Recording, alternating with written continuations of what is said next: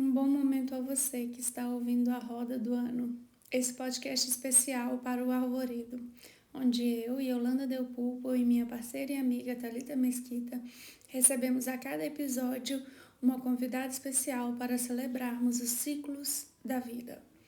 Hoje, na celebração de Litá, recebemos Ilen Oliveira. Com Litá, celebramos o ápice da energia solar, da energia masculina, da energia de ação. Entendemos a importância de trazer esta luz para as questões da vivência feminina que, em nossa sociedade, permanecem sobre o escuro. Ilen, bem-vinda, e eu gostaria que você falasse um pouco sobre você e se apresentasse para o nosso público.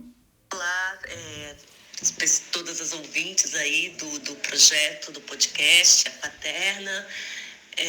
Eu sou a Ilen, né? Eu sou advogada, sou mestra em Ciências Humanas e Sociais e eu vou falar um pouco com vocês sobre essas questões de gênero, né? Direitos da mulher e direitos dessa mulher que vive em situação de cárcere, que é a coisa que eu tenho mais contato mais próximo e que eu estudo, né, há um tempo dentro do mestrado, inclusive. Então é isso. Ilen, bem-vinda. É muito bom ter você aqui, né? Uma amiga tão querida nossa. Prazer ter você participando e contribuindo com seu conhecimento, né? Sobre essa questão do feminismo, dos direitos humanos da mulher, principalmente da mulher em cárcere, né? Muito obrigada mesmo pela sua participação aqui com a gente. Então, Madre, difícil, né? Chamar de Ilen, da amiga próxima, mas enfim. Nós recebemos algumas perguntas das nossas seguidoras e a primeira delas é: o que seria feminismo para você? E quais as principais conquistas dos movimentos, do movimento feminista ao longo dos tempos, né? Fala um pouquinho pra gente o que você acha sobre o que seria o feminismo. Então, não sou uma... O que seria feminismo para mim?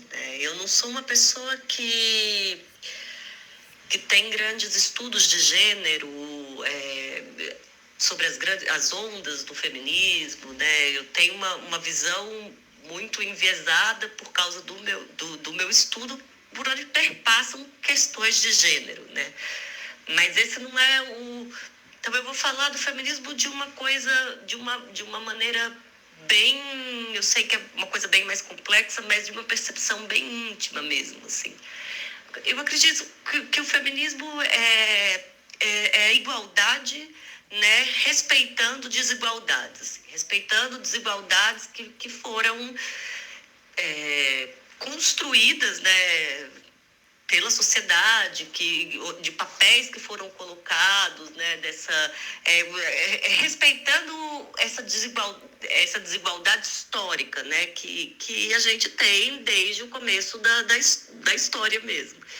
Então, eu acredito que seja isso, um movimento que busca essa emancipação, esse trabalho de se colocar no mesmo patamar, assim, mesmo sabendo que não estamos, né, no mesmo, socialmente, né, não estamos ainda nesse patamar. Ainda tem muita luta para que essas coisas, né, sejam melhoradas. E as principais conquistas, assim, agora as conquistas do movimento são inúmeras, né? Desde o começo, e aí, né, a gente tem o feminismo negro, né, que enquanto as mulheres brancas buscam a liberdade de trabalhar fora, as mulheres negras já estavam trabalhando há muito tempo, né? Então, é a liberdade de umas de não ter que trabalhar e a liberdade de outros de poder trabalhar. Então, essa discussão, a questão de voto, a questão de mercado de trabalho, em tudo até hoje em dia ainda se precisa discutir feminismo, né? E discutir esse lugar da mulher nessa sociedade que a gente vive, assim. Então, acho que as conquistas são inúmeras, né? E é isso, assim, é graças a esse movimento que que as coisas minimamente andam, assim. Exatamente, né? Acho que não tem como a gente falar de conquista da mulher sem falar do feminismo, né? É uma resistência, às vezes, que as pessoas criam com o termo, né? Sem pensar em toda essa história do movimento, sem pensar em tudo o que está por trás disso, né? Acho que um pouco dessa estereotipação, às vezes, que fazem, né, com o movimento, com as mulheres feministas, enfim, no intuito, às vezes, de distanciar, né, de criar um distanciamento das mulheres com o próprio movimento, como se fosse restrito a um grupo e buscasse algumas questões específicas que não envolvesse a todas, enfim, algo que deturpa, né, bastante o movimento. Com certeza, isso só demonstra a importância do movimento, né, do feminismo. E se você parar para analisar a anatomia, entre aspas, assim, do movimento, de como aconteceu historicamente o desenvolvimento das questões reivindicadas pelo feminismo, né, Ilen? Você percebe um retrato ali da sociedade, das questões que essas mulheres estavam vivenciando. Porque a segunda ondada do feminismo trouxe um olhar sobre o corpo da mulher na nossa sociedade. E a terceira ondada revisitou esse corpo, olhando sobre um viés da diversidade dessas realidades e interseccionalidades. Então, eu queria saber, na sua opinião, qual é o principal desafio do feminismo quando pensa estes lugares desses corpos das diversas mulheres, das diversas possibilidades de exercitar o feminino nessa sociedade que é misógina, capitalista e racista. E assim, Ilen, a terceira pergunta tem um diálogo muito profundo com essa segunda pergunta, a terceira pergunta que mandaram lá no Instagram, então eu já vou te fazer de uma vez e você me responde como achar mais, como se sentir melhor, né? Mais à vontade. Então, em nossa sociedade eurocêntrica, branca, heteronormativa, existe uma real sororidade? Ou seja, é possível falar de feminismo sem se pensar em questões para além do sexo, como raça e gênero? Passei a bola, Ilen. Quero saber qual é a sua opinião a esse respeito. Acho que o principal desafio que o feminismo tem hoje em dia é desconstruir padrões impostos, né? Para daí, então, a coisa começar a evoluir de uma maneira mais igualitária, assim.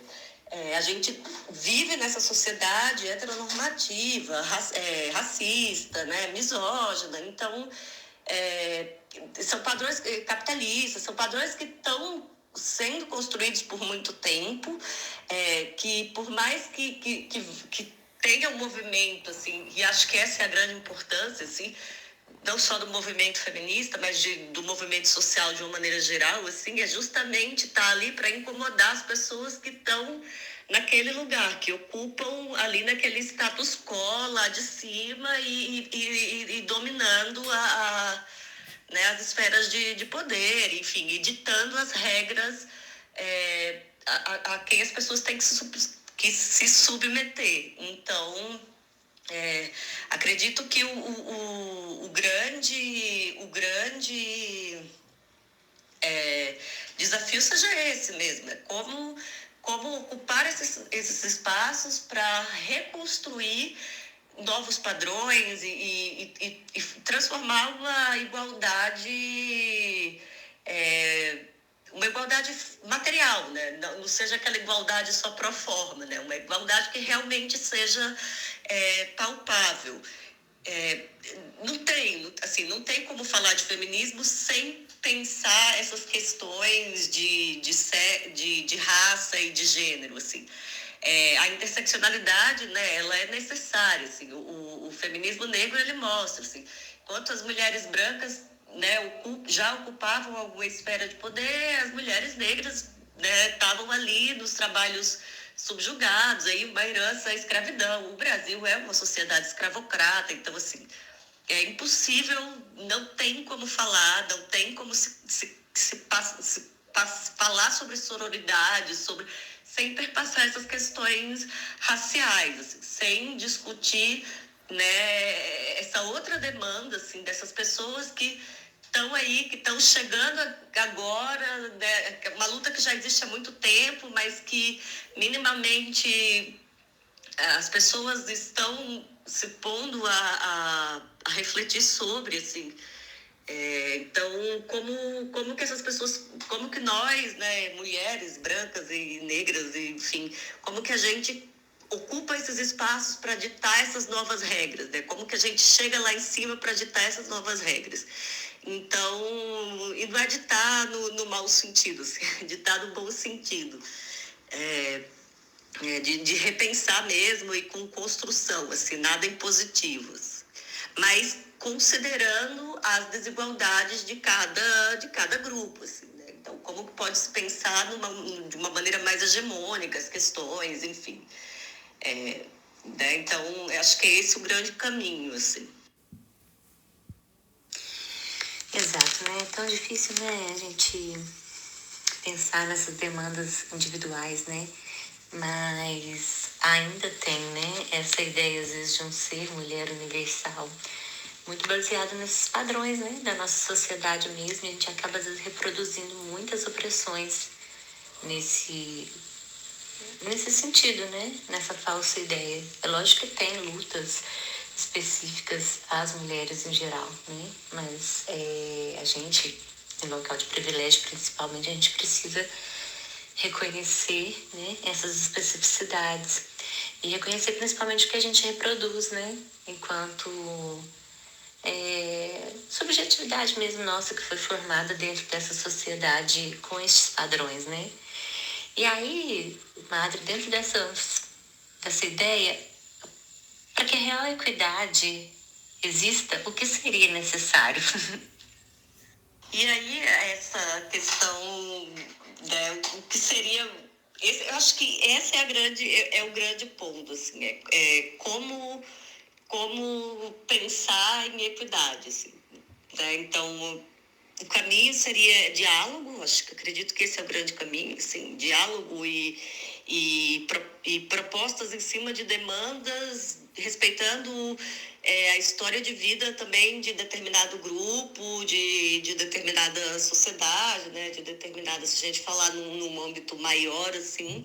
Então tá, quais são suas demandas, né, nesse contexto, vamos ouvir, é diálogo, assim, acho que é isso e ocupar os espaços e essa ocupação de espaços de onde as normas saem, né? De onde esses espaços, os espaços de poder, os espaços políticos, né? É reconstruir em cima disso, assim. Então, fomentar esse diálogo plural mesmo, entendendo a particularidade, né, de cada grupo. Então, acho que é esse o desafio, assim, acho que seria esse o caminho. Mas não faço ideia de como pensar isso de uma maneira macro, assim. Acho que teria que estudar muito para conseguir, assim, porque às vezes uma demanda é atendida, né? As peculiaridades, elas são peculiares, né? Então, às vezes a demanda de uma é atendida e desatende completamente a demanda de outro grupo, né? Então, como esses grupos de mulheres podem chegar daí num senso, né? Dentro de uma posição comum para que essas coisas sejam pautadas e que elas virem, entre aspas, né, o normal, assim, o caminho a ser seguido, assim, que é o caminho orgânico, né? É um longo diálogo, né? E ainda tem, né, algumas outras reflexões dentro das próprias vertentes, né, do feminismo. O feminismo radical, por exemplo, que coloca que a própria ideia de gênero segrega, por reforçar que os estereótipos de masculinidade e feminilidade, eles são reproduzidos às vezes, né? Ainda em questões de gênero também por pessoas trans, enfim. A própria ideia do cis, né, seria uma um reforço a esses estereótipos. Assim, para o feminismo radical, as pessoas trans, por vezes, ao se reconhecerem mulheres, reproduzem esses estereótipos, né? As que se reconhecem homens também, suas imagens e comportamentos. Inclusive, as radfem criticam a criação de linguagem neutra, por exemplo, reforça que a linguagem não é neutra, que o problema não seria neutralizar a linguagem, mas sim equalizar as relações de poder, né, a partir da ideia da não existência do gênero. Diante disso, qual a sua visão, principalmente diante da realidade que você acompanha em seu trabalho e pesquisa, sobre essas questões de gênero na representação dos estereótipos de linguagem e ocupação dos espaços, enfim? Sobre essa questão da linguagem, né, dentro do sistema prisional, assim, já está falando de direitos de mulheres que têm direitos mais fundamentais sistematicamente violados, né? Então, não é uma discussão ainda que está ali, que tá consolidada, né? São pessoas que estão tentando o mínimo existencial ali, o mínimo de garantia de direitos para que a pena seja de fato só restritiva de liberdade, né? Que ela não é. Tem todas essas implicações de gênero mesmo, né? Construídas em cima da mulher delinquente, né? Sobre essa questão de que não se espera que essa mulher vá delinquir, né? Ela rompe com esse papel social, né? Esperado. Então, acho que isso entraria nessa discussão acadêmica, né? A gente faria aqui fora. Acho que lá dentro o campo de batalha é outro, assim, né? E no cenário atual que a gente vive, é uma luta, assim, de não retroceder, sabe? Então, é mais ou menos essa questão, assim. Não sei se isso entraria dentro dessa questão de linguagem neutra, se entraria dentro dessa discussão que a gente faz naquele campo específico. A discussão é, sim, importante, né? Precisa ser feita aqui fora pelos diversos grupos, claro, e sobre como a linguagem pode, sim, né, como pode sim representar uma forma de opressão, né, aquela microagressão, aquela agressão sutil, mas que diz muito, né, traz um impacto muito desproporcional para as pessoas ouvintes, assim. Mas acho que dentro daquele grupo específico a gente ainda nem chegou nisso, assim. A discussão ainda é pelo mínimo, sabe? Mais ou menos isso. Eu imagino, né, Lili? E eu acho que é muito essa questão até que as radfem colocam, né? Que essa questão do gênero, né? Enquanto construção social, ela acaba, às vezes, acho que quando você pensa numa linguagem neutra, né? Ela acaba às vezes reforçando esses estereótipos que dizem respeito já a essa questão dos direitos básicos, das diferenciações da mulher em questões básicas, né? De direitos básicos da mulher. Então, assim, o sexo, né? Que é a coisa que elas colocam que existe, que é biológico, ele já traz essa diferenciação de direitos, de opressão sobre a mulher, né? O gênero, né, que é uma criação do patriarcado, ele reforça os estereótipos da masculinidade e da feminilidade. Então, ele acaba, segundo o raciocínio, né, das radfem, mesmo quando pensando, né, em um gênero neutro, em uma linguagem neutra, ele acaba reforçando que existe a masculinidade, existe a feminilidade para poder existir o neutro, né? Sendo que essa linguagem não é neutra, não tem como ela ser neutra, porque a linguagem ela é a própria reprodução da cultura, né? Tanto que ela vem se transformando ao longo do tempo, surgem gírias, surgem expressões ao longo da cultura, né? E a nossa linguagem, ela reproduz muito do que a sociedade patriarcal reproduz, né? Próprio a gente vê na língua portuguesa, por exemplo, quando a gente vai falar de um modo geral, a gente usa todos, né? A gente não usa todas, né? E aí quando você coloca todos, né? Por exemplo, para falar de pessoas não binárias, ou para falar, às vezes, né, englobando homens e mulheres, né? A gente acaba, segundo os Radfem, né, não estou falando que é certo ou errado, porque eu ainda estou começando a estudar essa questão do feminismo radical, não tem aprofundamento, a gente acaba reforçando essa coisa do não poder usar o todas, né? Não poder falar a palavra mulher, por exemplo, né? Tem muita essa resistência. As pessoas falam os homens, falam a mulher cis, a mulher lésbica, a mulher trans. Não fala simplesmente a mulher, né? Porque vem essa questão do gênero. E aí isso entram várias outras questões, né? Acho que em termos do sistema prisional, a questão de às vezes as pessoas se autodeclararem. Por exemplo, já aconteceram alguns criminosos, né, se autodeclararem trans para estarem num ambiente menos hostil, né? Por exemplo, abusadores não querem sofrer a violência dentro de um presídio masculino e estão em um ambiente menos hostil quando se declaram trans, eles acabam abusando de mulheres no presídio, né? Eu sei que sim, não é o comum, né? As pessoas que geralmente se declaram trans não é com esse intuito, mas acontece. Então temos discussões nesse sentido, assim. Mas eu imagino que em termos de direitos humanos, né, como você falou, eu acho que aí nisso, né, dialoga um pouco com o que as Radfem vem trazendo, que são opressões já inseridas, né, no ser mulher. Então lutar pelo básico, né, às vezes é mais urgente do que você lutar por um neutro, né, e isso se reflete, acho que nessas opressões ainda maiores, como no sistema prisional. Então acho que é muito esse questionamento que elas trazem também.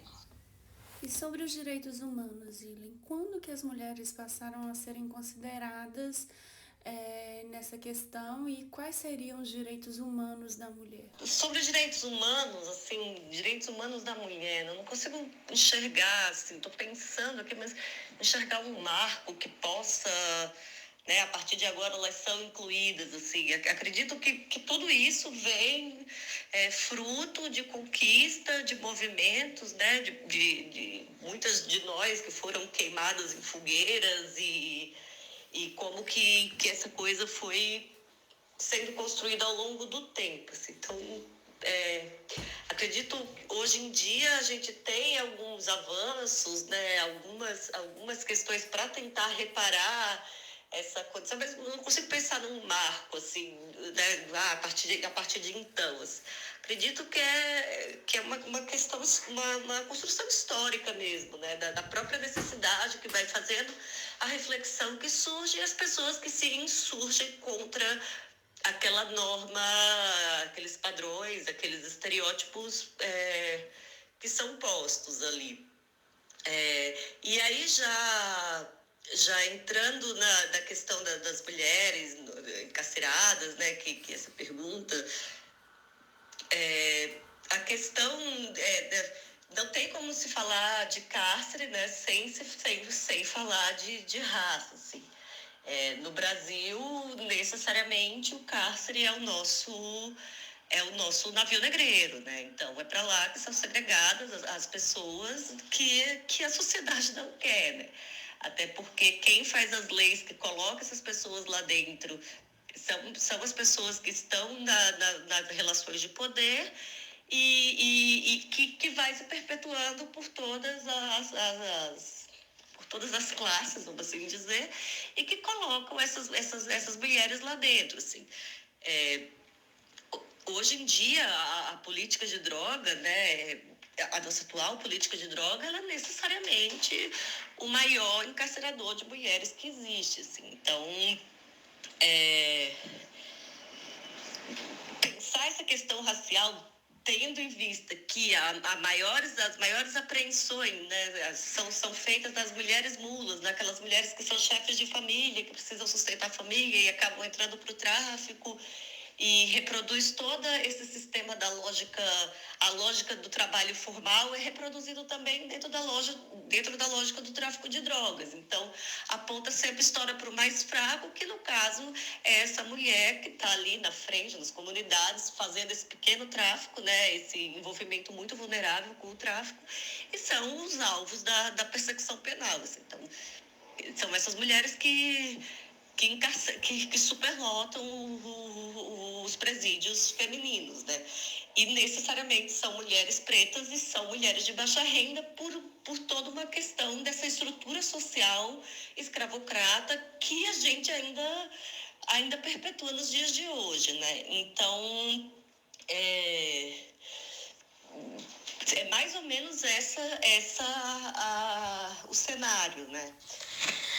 É complicadíssimo, né? Essa questão, a gente pensar, né? Que essas questões perpassam por ainda essa nossa realidade, né? Social, de tanta segregação, de tanta opressão a algumas pessoas, né? Por raça também, por vulnerabilidade financeira, enfim, a própria questão da situação da maternidade, né? Você falando, acaba me tocando muito, porque enquanto mãe, mas também que convive com outras mães que às vezes estão em situações de menos privilégio, né? E, nossa, é uma sociedade que não olha, né, para as mulheres e para as crianças. E pensando que a maioria das mulheres, né, na situação de cárcere, como você falou, são pretas e pobres, como se aplicaria a ideia de interseccionalidade aos direitos humanos da mulher? Quando a gente fala em direitos humanos, para essas mulheres, né, a gente fala aqui no Brasil, pelo menos, a gente fala de uma luta que começa há cerca de 20 anos atrás, assim, né? Quando alguém era um contingente muito menor, ainda é um contingente muito menor do que a população masculina, mas se você pegar os dados de crescimento da população, a população feminina, eu não lembro agora dos dados de cabeça, mas ela cresceu exponencialmente, assim, né? Os dados do Infopen que mostram isso, assim, apesar de ser um contingente menor, ela está crescendo cada vez mais e basicamente por causa dessa situação, dessa relação aí, dessa mulher chefe de família que está ali na frente do tráfico, que está ali sustentando os filhos, né? Então, pensar em direitos humanos para ela, tudo que foi pensado, assim, os avanços que a gente teve, não só na legislação, mas também dentro das administrações das penitenciárias, vem justamente dessa luta do movimento social, assim, que resolveu olhar para essas pessoas, enxergar essas demandas, né, essas vulnerabilidades entre o cárcere feminino e o masculino, assim, a questão de gênero e de raça, né, que é uma questão super complexa também dentro do cárcere, ela é muito presente, né, ela vai além, porque os problemas são muitos, assim. Então, quando minimamente se tenta garantir um direito à amamentação, sabe? Isso já é direito humano da mulher que está ali, sabe? Ou uma progressão de regime para um crime sem violência, sem grave ameaça, né? Então, beleza, conseguiu ali. Ou garantir o direito que ela não dê a luz algemada. Pô, foi preciso uma lei para isso, assim. Não é óbvio que uma pessoa que está dando a luz não precisa ficar algemada, sabe? Teve que ter uma lei proibindo isso, assim. Então, tudo isso é fruto do próprio movimento social, de pessoas que frequentam o cárcere de inúmeras formas, advogados, defensores públicos, né, voluntárias, até a própria igreja, assim, traz algumas demandas, né? Então, é mais ou menos isso. E aí os grupos se organizam para pleitear esses direitos que não deveriam ser nem discutidos, assim, porque, né, é meio óbvio, mas infelizmente a situação é essa, assim. Direito ao básico, né? Nossa, isso tudo é muito tocante. Ter que existirem esses movimentos, né, esses trabalhos, para que pessoas, né, tenham o mínimo da dignidade enquanto seres humanos, né? O mínimo do mínimo, né? Precisa ter uma luta como se fosse uma grande conquista, né? Como se fosse um privilégio que elas tivessem por estarem naquela situação, mas que é uma dignidade mínima, né? O mínimo da dignidade é o básico, né, da existência. É muito muito tocante mesmo e é muito urgente as reflexões. Então, eu queria que você falasse um pouco, Madre, sobre o seu trabalho e a sua pesquisa, né? Com essas mulheres em situação de cárcere, né? Diante de toda essa realidade, qual que é a principal luta que você observa?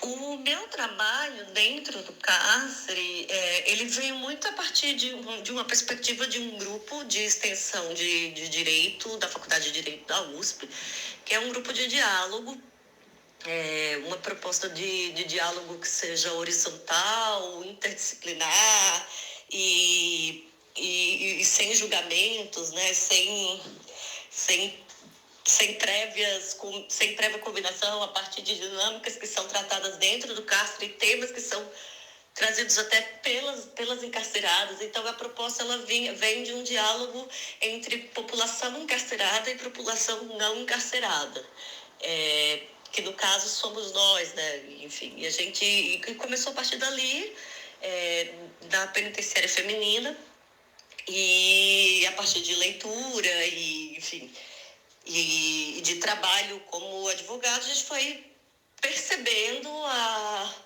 a realidade, assim, as demandas que precisavam ser assistidas e as demandas que eram mais urgentes, e pensar em práticas de desencarceramento dessas pessoas. Então, um exemplo foi a ação que eu trabalhei junto com amigos do Coletivo de Advocacia em Direitos Humanos. A gente entrou com um habeas corpus coletivo para tirar dessa situação de cárcere, né, as presas provisórias, são aquelas mulheres que ainda não têm condenação, para poder, né, elas poderem responder esse processo de liberdade.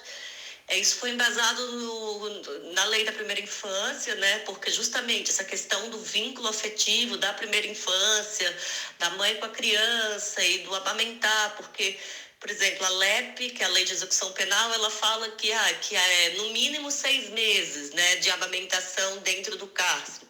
As pessoas ignoram isso. Usam esse mínimo como máximo. 6 meses, o oficial de justiça vai lá, tira o bebê, se tiver para onde ir, se tiver avó, se tiver pai, vai, senão vai para abrigo, né? E aí todos aqueles problemas do acolhimento institucional, enfim, você institucionaliza uma mãe, institucionaliza uma criança, e às vezes essa mãe vai pegar uma pena que poderia ter sido cumprida no regime aberto, por exemplo, ou então era absolvida do crime, né? Porque às vezes não tem prova. Então, você rompe um vínculo que é fortíssimo ali da primeira infância e essas mulheres, elas não precisaria ter acontecido, né?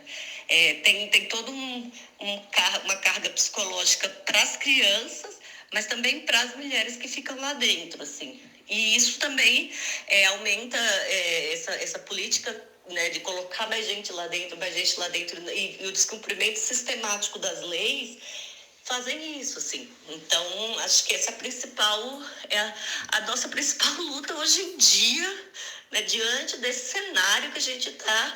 É só que a lei seja cumprida, porque a gente está num processo, né, brasileiro aí, enfim, cara, de retrocesso, né? Então, muita coisa que foi conquistada com essa coisa do apoio da sociedade civil está retrocedendo. Então, a luta hoje em dia é assim, segurar o que tem e não deixar ir para trás, né? A gente não está naquele ponto de avançar, de ir para frente. Então, é mais ou menos essa a ideia que a gente tem, assim. Nossa, já é uma existência inimaginável para mim. Você, enquanto mãe, ter uma instituição que determina até quando você vai amamentar o seu filho. Imagina ainda ter alguém que lute para que você consiga pelo menos aquilo que foi estipulado por lei. É literalmente uma luta pelo mínimo de condição, pela maternidade, tudo. E isso me fez pensar na dignidade menstrual, que é uma questão de saúde pública que sempre foi ignorada na nossa sociedade, principalmente pelo governo atual, né? A gente viu aí o bafafá esse ano Como é essa situação no cárcere? Quais são as urgências? E aí já, né, essa questão da dignidade menstrual, assim, que é um tema que foi muito debatido, né, quando teve aquela denúncia de mulheres que usavam miolo de pão para estancar a menstruação, né, uma denúncia fatídica e um caso fatídico e tal. Então, desde então,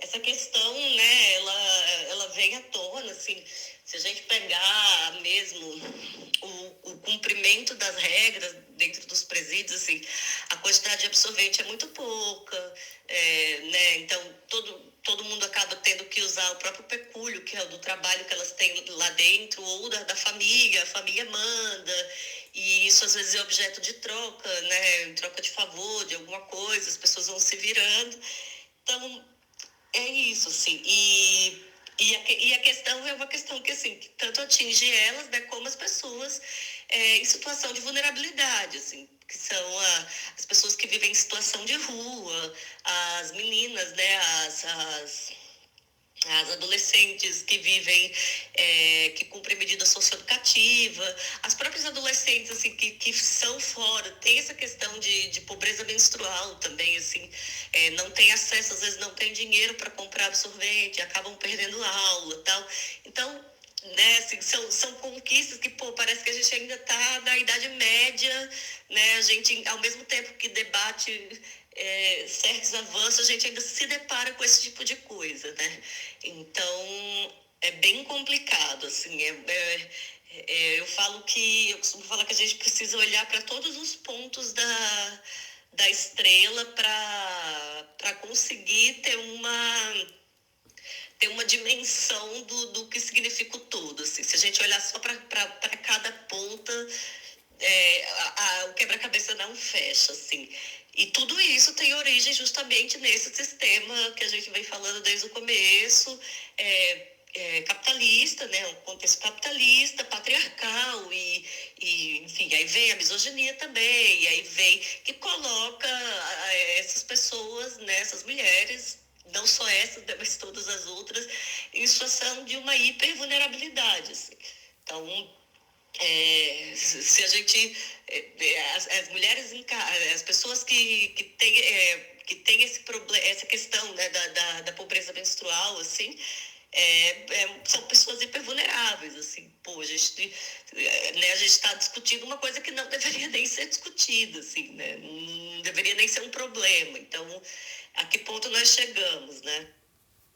É incrível, né? A gente tem que pensar que, por exemplo, a nossa própria Constituição é das principais constituições no mundo que trazem leis que amparam os direitos da mulher, mas que a gente tem muitas leis e que as leis não são cumpridas, né? E, assim, diante da realidade atual, então, a gente precisa realmente de lutar muito por isso, né? Não é nem a questão de pensar mesmo no avanço, né? De tentar manter o que se tem diante de tanto retrocesso, né? É outra questão, né, que passa pelo mínimo da dignidade, né? A gente só pode pensar, né, que as nossas leis não é nem que são só feitas, né, mas que o poder sobre essas leis, o cumprimento dessas leis, né, está muito nas mãos de homens, né, e de pessoas privilegiadas que não se colocam na pele, né, dessas pessoas. Não é possível, básico, né, de garantir o básico da higiene, da saúde, da dignidade. É revoltante. E você já falou um pouco, né, sobre a situação da maternidade no cárcere, né, mas é algo que você encontra muito latente no seu trabalho, na sua pesquisa. Fala um pouco para a gente como se pode vislumbrar ao respeito e exercício dos direitos e situações dignas, né? Essa realidade, né? Essa situação de gestantes e mulheres com filhos que estão em situação de cárcere. Sobre a questão da maternidade no cárcere, esse é um grande ponto, assim, porque principalmente por colocar, né, nessa situação de vulnerável no mínimo 2 pessoas, né? Que é a mãe e a criança. Vamos partindo do princípio que é só uma mãe e só um filho. Que normalmente não é, normalmente são mais, né? Mas é uma questão complexa porque não se consegue muito chegar num consenso do que seria melhor, assim. Não há muito interesse estatal em, né, em pensar em políticas, em pensar em políticas de aproximação, né? Então a gente tem muitos problemas com a questão da maternidade do caso. O primeiro deles, assim, é esse rompimento de vínculos familiares, né, que podem ser irreversíveis, assim. O segundo é que as mulheres, por exemplo, e aí dentro do cárcere, as condições para exercício de gravidez, de pré-natal, elas são indignas, assim, às vezes inexistentes.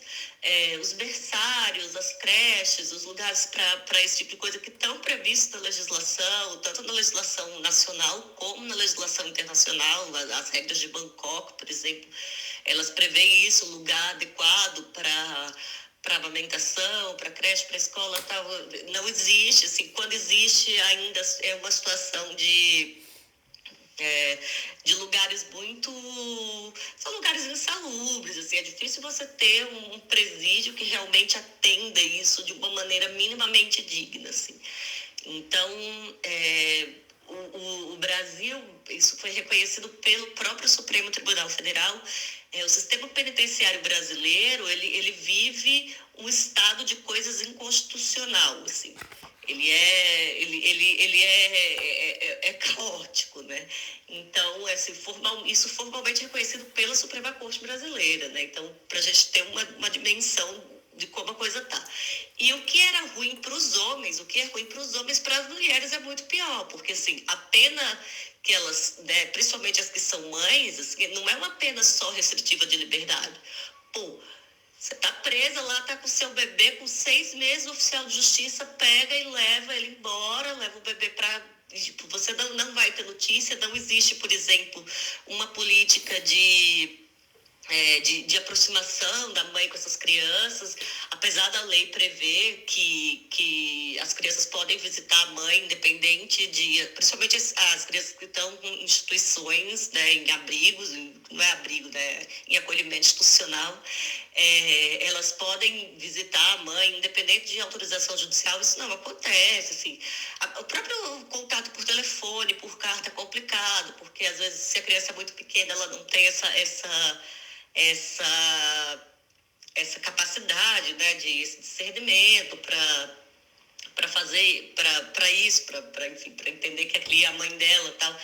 Então, é uma série de problemas, assim, que essas mulheres, assim, que elas enfrentam, né, da situação de maternidade no cárcere. E ainda mais porque são penas muito altas, e no sentido de, assim, que é uma pena que vai além da restrição de liberdade, né? Porque ela é uma pena que ele vai lhe punir, vai lhe privar de afeto, vai lhe privar de higiene, vai lhe privar de trabalho, vai lhe render um puta estereótipo ali depois, uma estigmatização, uma dificuldade para você voltar, entrar no possível mercado formal de trabalho depois. Enfim, é uma bola de neve, assim. Então, não é uma pena que te priva só de liberdade, né? E acho que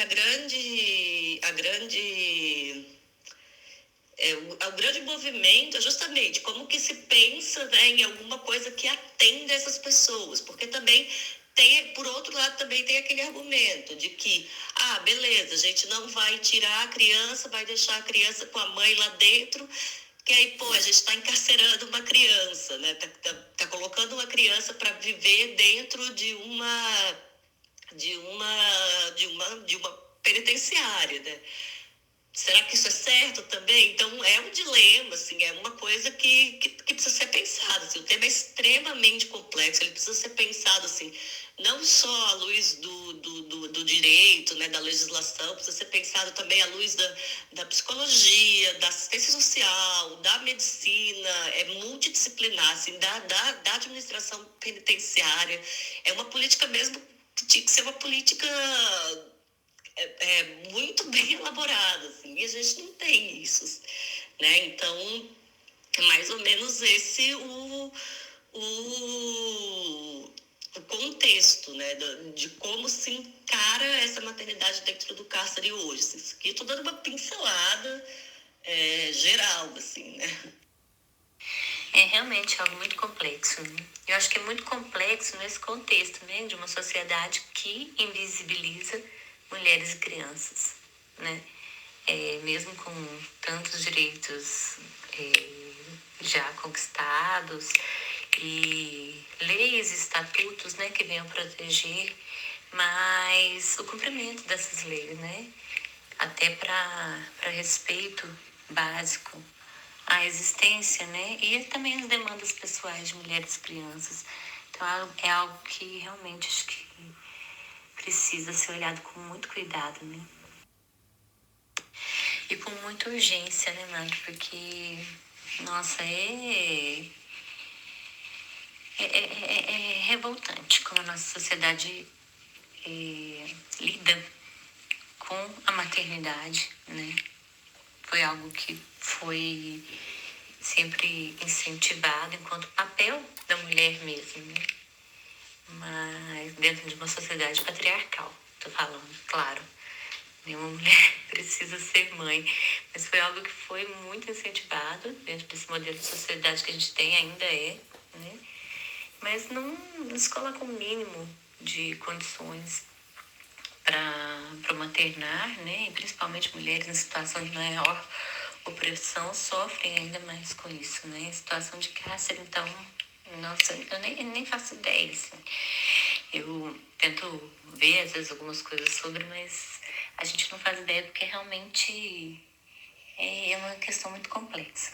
Com certeza, tá? Mas é aquilo que a gente sempre comenta, né? A atenção da mulher é desviada para essas cobranças que a sociedade nos faz, no sentido, no objetivo de que a gente se preocupe com essas questões e despreocupe da nossa existência, dos nossos direitos, das nossas questões pessoais, da nossa vivência.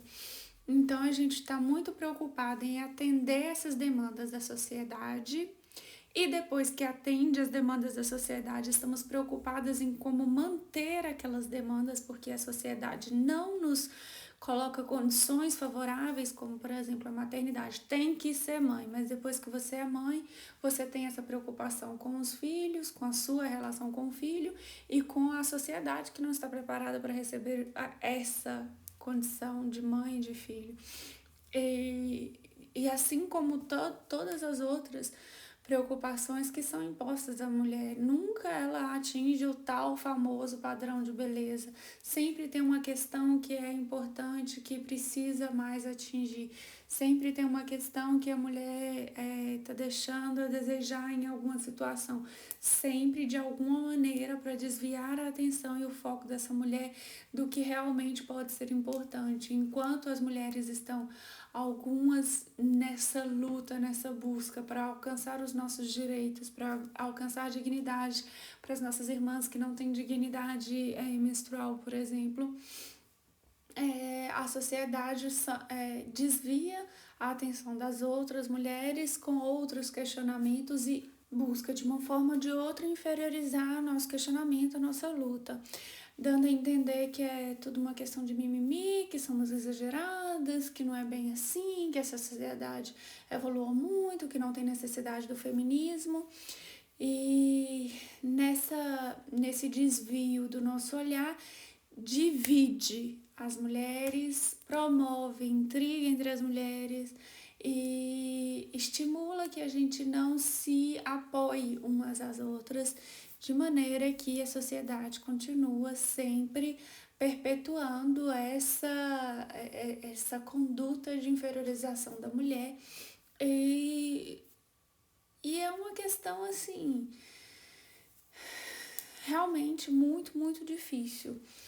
E eu queria saber, assim, pra gente terminar o nosso papo, se você consegue vislumbrar uma luz no final do túnel, se você consegue entender o que a gente deve fazer para mudar essa situação. O que você acredita que seja essencial para a mudança dessa realidade? E acho que para mudar essa realidade, assim, cara, olha, sinceramente, a gente já tem uma lei que ela garante muita coisa, sabe? Por incrível que pareça, se a lei fosse cumprida, muita coisa já, já, já seria resolvida, assim. O problema é que a gente vive num cenário de descumprimento sistemático da legislação, assim, categórico, e é uma população, assim, que além da hipervulnerabilidade, é uma população que ela não é bem vista, né? Porque, pô, a mulher ali, a mulher criminosa, e aí a gente falando de patriarcado e falando de feminismo e fechando isso aí, a mulher criminosa, ela rompe com esse duplo papel esperado, assim.